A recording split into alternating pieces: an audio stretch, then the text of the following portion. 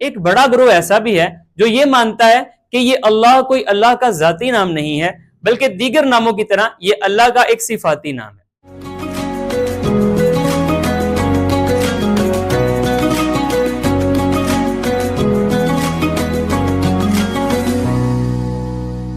صفاتی نام کا مطلب کیا ہے کہ یہ اللہ کی کسی ایٹریبیوٹ، اللہ کی کسی خصوصیت کی طرف اشارہ کرتا ہے۔ جو لوگ یہ مانتے ہیں کہ یہ اللہ کا صفاتی نام ہے وہ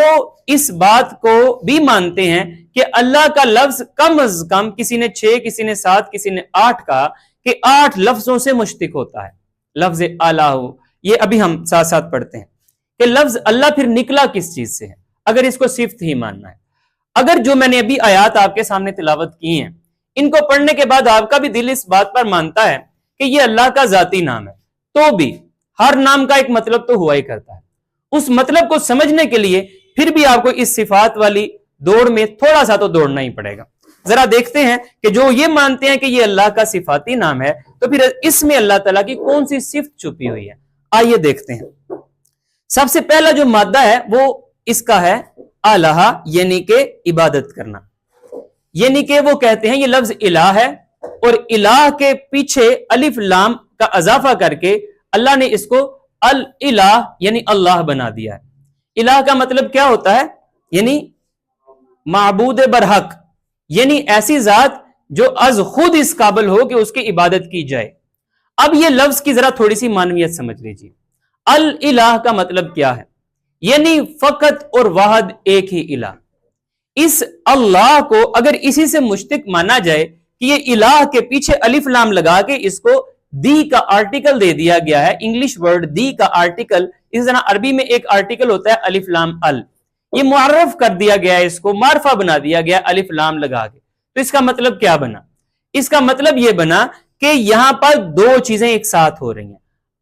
الہ، اگر صرف اللہ کو الہ کہا جائے نا، اس سے یہ تو بات آپ کہہ رہے ہیں کہ میں اللہ کو الہ مانتا ہوں یا میں اللہ کو الہ مانتی ہوں، یعنی میں اللہ کی عبادت کرتا ہوں یا کرتی ہوں، لیکن آپ اس چیز کا اعلان نہیں کر رہے کہ اللہ کے سوا باقیوں کی میں عبادت نہیں کرتا۔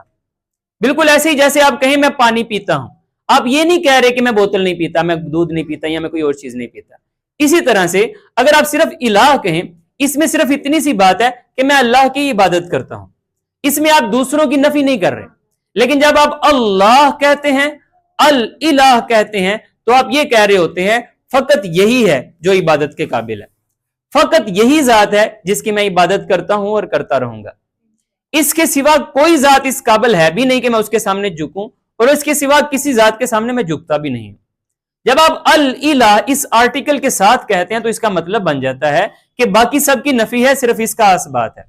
باقی کوئی نہیں ہے جس کی میں عبادت کرتا ہوں، صرف اس کی کرتا ہوں۔ باقی کوئی نہیں ہے جس کے سامنے میں جھکتا ہوں، صرف اس کے سامنے جھکتا ہوں۔ باقی کوئی نہیں ہے جس کا میرے دل میں کوئی خوف ہو، جس کی ناراضگی کا، اس کی ناراضگی کا خوف ہے، اس سے ڈرتا ہوں، باقی کسی سے نہیں ڈرتا۔ آپ یہ ساری باتیں ایک ساتھ کہہ رہے ہوتے ہیں جب آپ اللہ کہہ رہے ہوتے ہیں۔ اب ذرا دیکھیے اللہ تعالیٰ نے اس لفظ کو قرآن پاک میں بہت جگہ پر، بلکہ اکثر و بیشتر اس لفظ الہ کو عبادت کے ساتھ موسوم کیا ہے۔ ایک دو آیات میرے ساتھ پڑھ لیجیے۔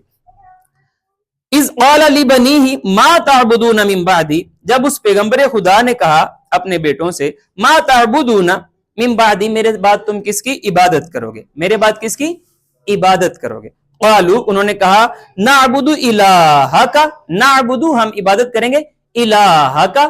آپ کے الہ کی، وَإِلَٰهَ آبَائِكَ، اور آپ کے آبا کے الہ کی، ابراہیم و اسماعیل و اسحاق، آگے نام ہے آبا کے، الہ واحدن، جو اکیلا ہی الہ ہے، اس کے سوا کوئی الہ نہیں ہے، وَنَحْنُ لَهُ مُسْلِمُونَ، اور ہم تو اسی کے فرما بردار ہیں۔ یہاں پر آپ نے غور کیا کہ قالوا نعبد، انہوں نے کہا ہم عبادت کریں گے الہ کی، تو یہاں پر آپ کو میں صرف یہ بتانا چاہ رہا ہوں یہ لفظ الہ کا مطلب عبادت خود قرآن پاک میں اللہ تعالیٰ نے جا بجا بتایا۔ آگے دیکھیے پیغمبر خدا کہتے ہیں قالا، انہوں نے کہا یا قوم اعبدوا اللہ ما لکم من الہ غیرہ، اے میری قوم اعبدوا اللہ، اعبدوا اللہ، اللہ کی عبادت کرو، ما لکم من الہ، اس کے سوا کوئی تمہارا الہ نہیں ہے، غیرہ، اس کے سوا، افلا تتقون، کیا تم تقوی اختیار نہیں کرتے؟ پھر دیکھیے اللہ تعالیٰ خود فرماتے ہیں وَمَا أَرْسَلْنَا مِن قَبْلِكَ مِن رَسُولٍ إِلَّا نُوحِي إِلَيْهِ أَنَّهُ لَا إِلَهَ إِلَّا أَنَا فَاعْبُدُونِي۔ اللہ تعالیٰ فرماتے ہیں کہ ہم نے آپ سے پہلے کوئی رسول ایسا نہیں بھیجا، ہم نے سب کی طرف یہی وحی کی ہے کہ میرے سوا کوئی الہ نہیں ہے، پس فَاعْبُدُونِي، تم میری ہی عبادت کرنا۔ تو اللہ تعالیٰ نے یہ جو لفظ ہے الہ، جس سے اللہ کو بنایا جاتا ہے یا جس سے اللہ کو الہ کے پیچھے ال لگا کے جو اللہ بنایا جاتا ہے، اس الہ کا مطلب عبادت کے قابل کوئی ہستی، اللہ نے قرآن الحکیم میں جا بجا خود یہ معنی ترتیب دیا ہے۔ اگر آپ کو یہ مطلب سمجھ آ گیا ہے اچھی طرح سے تو ایک دوسرا معنی لیجیے۔ ایک دوسرا معنی جس سے کہ لفظ اللہ کو مشتق مانا جاتا ہے وہ ہے آلیہ، یعنی اس کا مطلب ہے تحیر و درماندگی، ایک ایسی ذات جس کے بارے میں اگر آپ سوچنا شروع کریں آپ حیرت کے سمندر میں ڈوب جائیں، آپ اس کو پوری طرح سے اس کا ادراک نہ کر پائیں۔ اور آپ کو پتہ ہے مالک کائنات نے قرآن الحکیم میں یہ جو لفظ ہے نا بصارت، اس کو صرف دیکھنے تک محدود نہیں رکھا، بلکہ اس سے مراد اکثر اوقات بصیرت لیا ہے، سوچ سمجھ لیا ہے کہ ان کی آنکھیں تو ہیں لیکن وہ دیکھتے نہیں ہیں، ان کے کان تو ہیں لیکن وہ سنتے نہیں ہیں، ان کے دل تو ہیں لیکن وہ سوچتے نہیں ہیں۔ تو اللہ تعالیٰ نے یہ جو بصارت ہے اس کو عام طور پر انسانوں کے ساتھ بصیرت کے معنی میں لیا ہے، یعنی کہ سوچنا، سمجھنا، غور و تفکر کرنا، کسی کا احاطہ کر لینا، کسی کو پا لینا۔ تو لہٰذا اللہ تعالیٰ قرآن الحکیم میں ارشاد فرماتے ہیں لا تدرکہ الابصار وہو یدرک الابصار، کسی کی بصارتیں، کسی کی نظریں، کسی کی بصیرتیں، کسی کی سمجھیں اس کا ادراک نہیں کر سکتی، اللہ کو نہیں پا سکتی۔ وہو یدرک الابصار، وہ سب کی سمجھوں کو جانتا ہے، وہ سب کی بصارتوں کو، بصیرتوں کا ادراک ہے اس کو۔ وہو اللطیف الخبیر، اور وہ اچھی طرح سے لطیف ہے، اچھی طرح سے خبیر ہے، وہ چھوٹی سے چھوٹی شے کا بھی خیال رکھتا ہے اور وہ ہر شے سے باخبر ہے۔ یہاں پر ایک بات، ایک قانون یاد رکھیے گا اچھی طرح سے کہ اللہ تعالیٰ نے قرآن الحکیم میں جا بجا آپ کو غور، فکر، تدبر، تفکر، تعقل کرنے کا یوں سمجھیے کہ دعوت دی ہے، لیکن یہ غور و تفکر اور تدبر کرنے کی، تعقل کرنے کی اللہ تعالیٰ نے آپ کو ہمیشہ اپنی آیات میں، اپنی خلقت میں دعوت دی ہے، اللہ کی ذات میں نہیں۔ اللہ کی ذات کو میں اور آپ سوچ ہی نہیں سکتے، یہ ہماری عقلیں بالکل اس قابل ہیں ہی نہیں ہے کہ یہ مالک کائنات کی ذات کو پالیں، اس کا ادراک پوری طرح سے لے لیں۔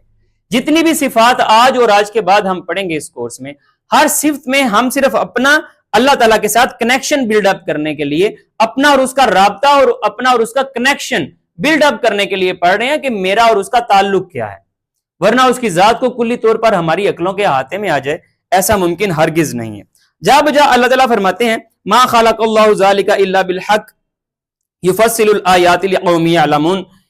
ان فی اختلاف اللیل والنہار وما خلق اللہ فی السماوات والارض لآیات لقوم یتقون۔ یہ جو کچھ میں نے پیدا کیا نا، جو میں نے دنوں کا بدل کیا نا، راتوں کا آنا جانا، یہ جو کچھ میں نے پیدا کیا ہے اس میں نشانیاں ہیں، ان نشانیوں میں البتہ آپ غور و فکر کریں۔ سنریہم آیاتنا فی الآفاق وفی انفسہم، ان قریب ہم انہیں دکھائیں گے نشانیاں ان کی اپنی ذات میں بھی اور ان کی آفاقوں میں بھی۔ اللہ تعالیٰ فرماتے ہیں اولم یتفکروا فی انفسہم، کیا یہ اپنی نفسوں میں، اپنے آپ میں یہ غور و تفکر نہیں کرتے؟ یہ آپ کو اس طرح کی 20 آیات مل جائیں گی جہاں پر اللہ تعالیٰ آپ کو تفکر، تدبر، تعقل کی دعوت دے رہے ہیں، لیکن آپ غور کیجئے گا کسی ایک جگہ پر بھی اس غور و تفکر کا دائرہ اللہ کی خلقت سے باہر نہیں جانے والا۔ ہر بار جب آپ کو اللہ تعالیٰ غور، تفکر، تدبر، تعقل کرنے کا کہتے ہیں تو ہر بار آپ کو اپنی خلقت میں کہتے ہیں میری نشانیوں کو پہچانو، میری نشانیوں میں تمہارے لیے غور و فکر ہے، میری خلقت میں، لیل میں، دن میں، رات میں، ان کے آنے جانے میں، بارش کے برسنے میں، زمین کے دوبارہ زندہ ہو جانے میں نشانیاں ہیں، لیکن اللہ کی ذات میں آپ کو سوچنے کی اجازت نہیں دی گئی۔ یہ البتہ یاد کیجئے گا، اس قانون کو، اس اصول کو البتہ یاد رکھیے گا۔ وہ اللہ کی